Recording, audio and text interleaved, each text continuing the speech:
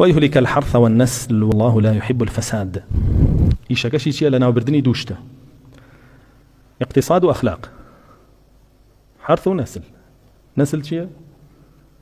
وشيء زور دجي وشيء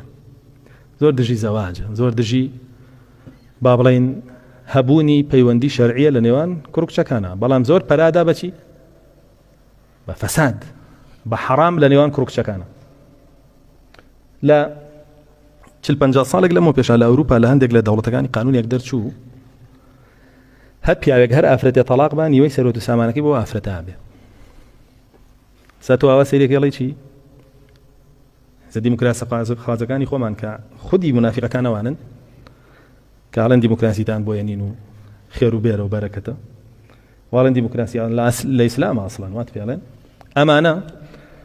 ئەو قانونیان پێشتێکی باش ئەڵێنەوە نەخواردنی مافی ژنەکەی و حەق پێدانیەتی بەڵام خۆی ئەوان ماسۆنێتی عالەمی ئەو با بڵێن گروپانەی سەیطەرەی عالەمیان کردووەی بن بەڕێوە ئەم قانونیان بۆ داڕشت. ئەنزانی بەرهەمەکەی چییە؟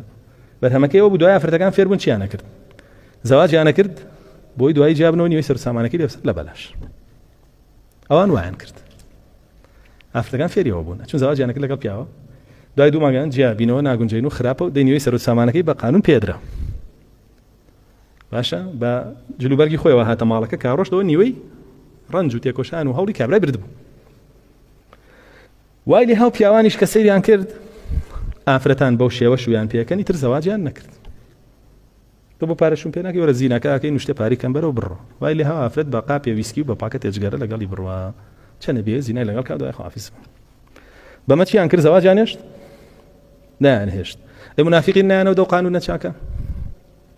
نایانەوە دەوە مافی ژنە و شتێکی باشە.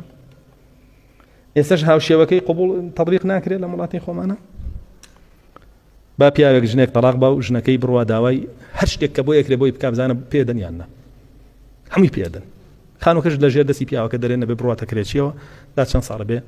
هەموو مناڵەکانی تیا بێ هەموو شتێکی پێەکەن هەموو سەیطەرە و سوڵتەیەک لەو پیاوە سەرنەوە بۆ ئەم پیاوە زەواجی لەبەر چاوکەوێت تر زەواج نەکا بڕوا بە حرامی خۆی تێرکە. وەو ژنەش لەو لاوە کەس نەوێرە زەواجی لێ بکات لەبەرەوەی قۆڵی پیاوێکی بڕیوە ئەویش دوای بڕوا بە حرامی خۆی تێرکە. ئەوە ئیشیانە نایڵن نەسل بمێنێ. زەواجی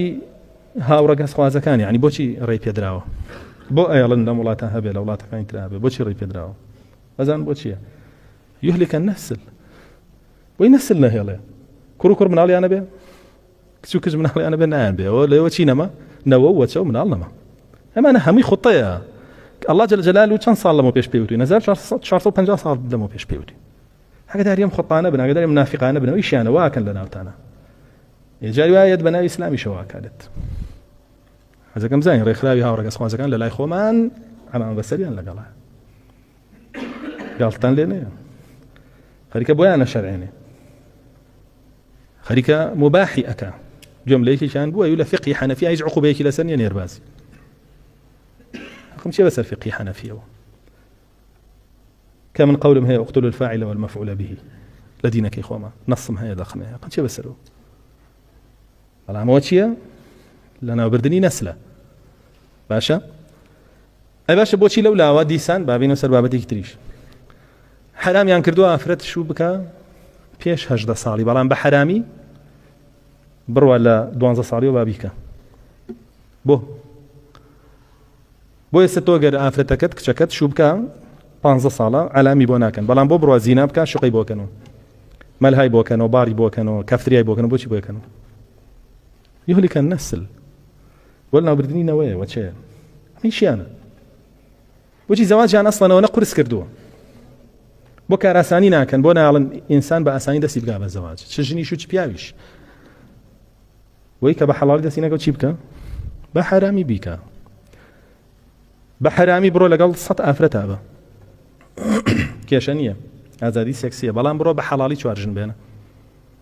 مافی ژنت نەداوە تۆ بەسجن کڕی تۆ بعقوبە بدرێی بە غەرامە بێی يهلك النسل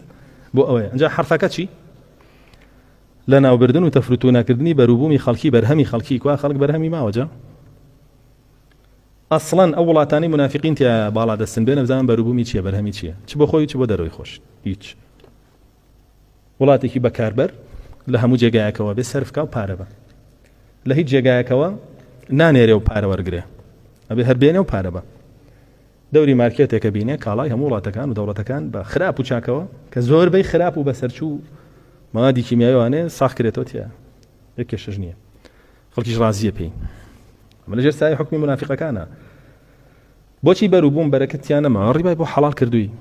ئەنواع دزی ئەنواع کردن و فرۆشتنی حرام ئەنواع فێڵ و ساختەچێتی قۆڵبڕین ئەنواع بەرتیل ئەنواع ڕەشوە حرفما بەروبوومە بەرهەممە هەمووی ناشرین و قێزەون و خراپ بووە ئامادەیە لە دەرەوەی وڵاتگەنم بێنێ بیکڕە بیکا بەئەد بەڵام گەرمی ناخۆ با نەیکەن